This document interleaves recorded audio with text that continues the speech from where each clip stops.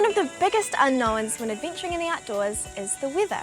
It can change fast in New Zealand, from sun to snow, especially in the hills and even in summer.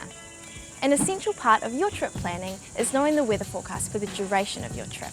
You'll need to consider this when choosing where to go and when. Chester is a meteorologist from Met Service who's kindly invited us in to teach us what to look for in a forecast. That's right, so come on in and I'll show you around. Wow, it's quite the setup in here, Chester. Yeah, everyone and everything in here are working to provide the most accurate forecast possible. That way you can be prepared before you head out and you can just enjoy the outdoors. Okay, so when we're looking at a weather forecast for our trip, where do we start? Start with our website. You can start at the mountain forecast, the national park forecast, or the rural forecast for the region you're heading into.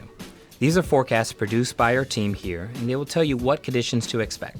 Pay special attention to any weather warnings or watches. Okay, so what other information should we pay careful attention to?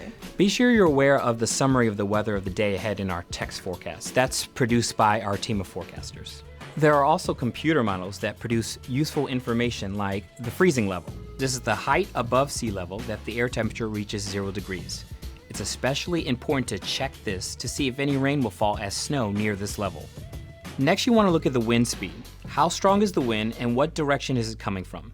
This will help you work out if you will be exposed to any strong winds on your trip and where you will be sheltered from it all.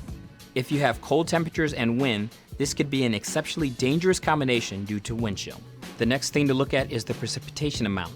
This will let you know how much rain to expect, if any at all. Heavy downpours or thunderstorms can make rivers and streams rise rapidly, and this is when people get caught out.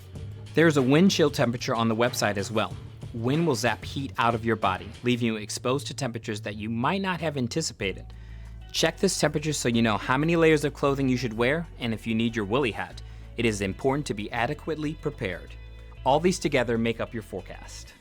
That's really helpful. Thanks, Chester. Now that we know how to read a weather forecast, keep yourself updated and change your plans according to the expected weather conditions. That's right, before you head out, check out the forecast at metservice.com.